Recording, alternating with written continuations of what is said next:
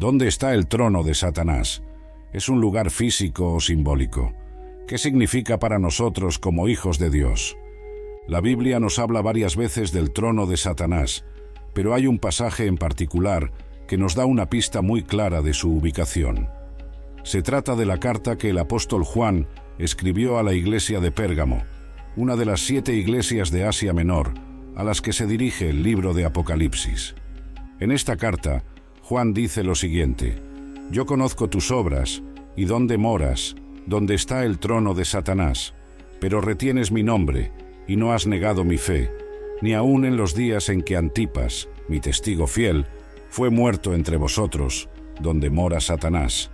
Apocalipsis capítulo 2, versículo 13. ¿Qué quiere decir Juan con estas palabras? ¿Qué tiene de especial Pérgamo para que sea el lugar donde mora Satanás? ¿Qué consecuencias tiene esto para la Iglesia y para nosotros hoy en día? En este video, te vamos a revelar un detalle sorprendente sobre la guerra espiritual que se libra entre el reino de Dios y el reino de las tinieblas, y cómo podemos vencer al enemigo con la autoridad y el poder que nos ha dado Jesucristo. No te pierdas este video hasta el final, porque lo que vas a escuchar te va a impactar y a fortalecer tu fe. Comencemos. Muchas personas tienen una idea errónea sobre dónde está Satanás. Algunos piensan que Satanás vive en el infierno y que desde allí gobierna y tortura a los condenados.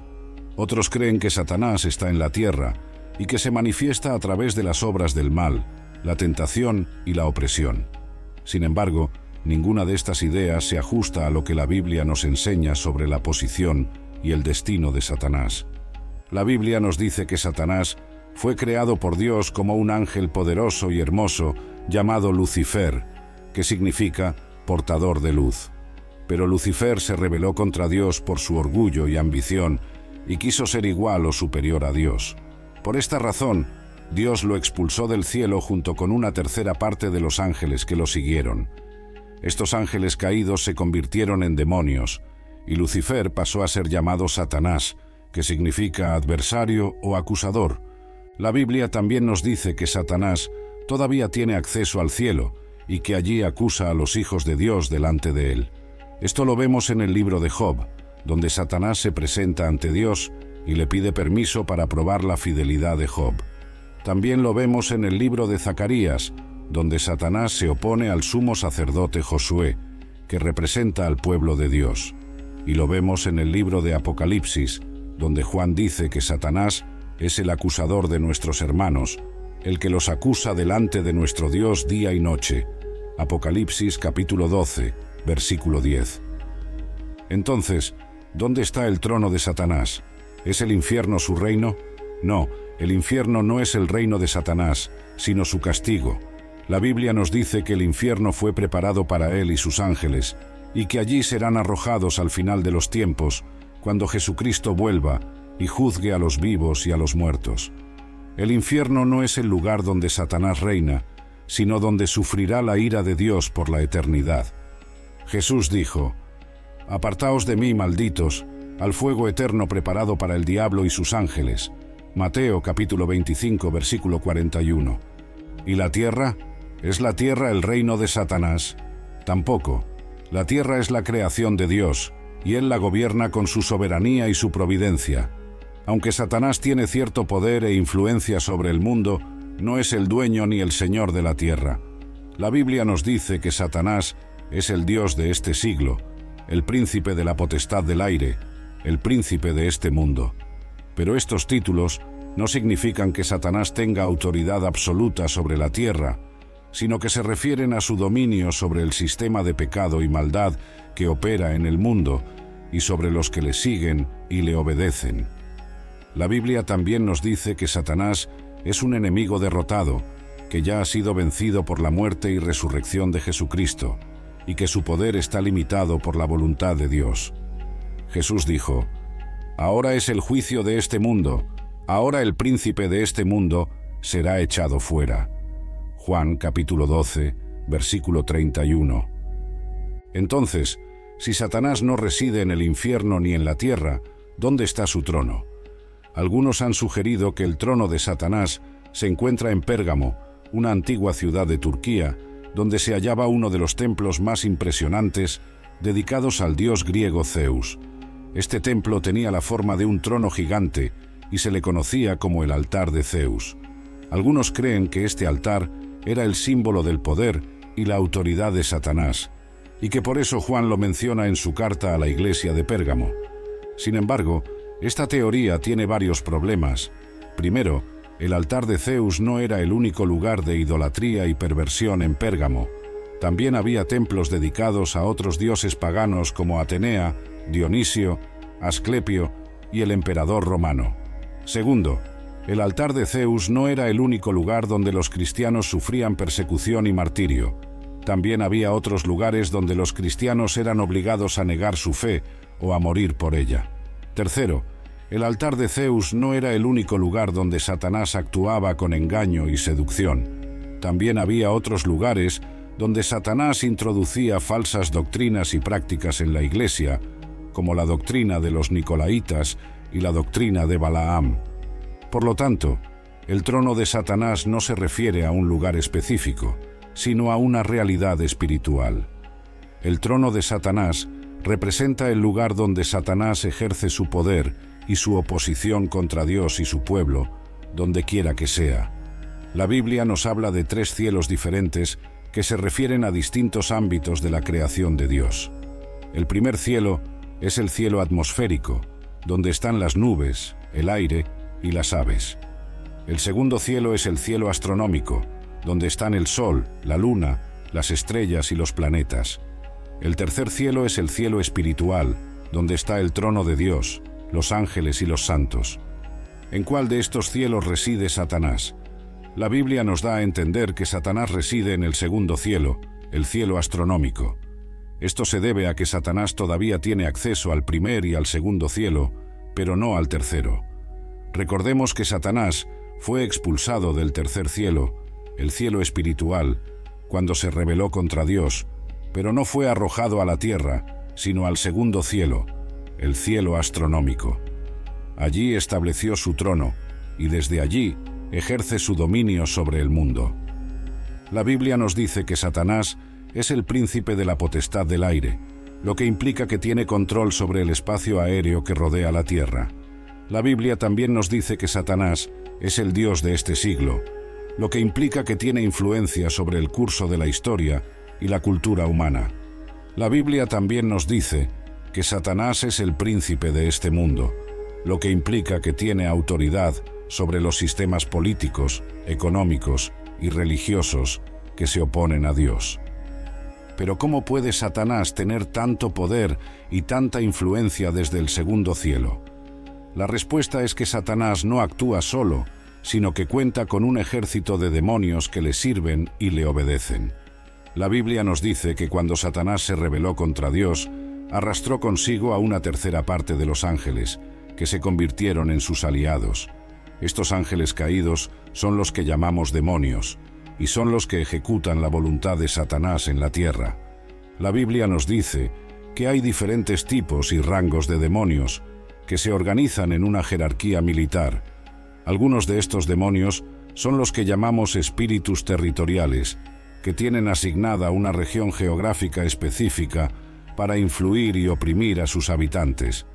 Otros de estos demonios son los que llamamos espíritus de engaño, que tienen asignada una doctrina o una ideología falsa para seducir y confundir a las personas.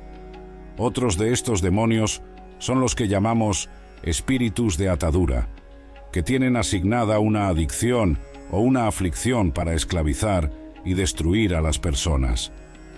La Biblia nos dice que nosotros, como cristianos, estamos en una guerra espiritual contra estos demonios, que son los verdaderos enemigos de nuestra alma.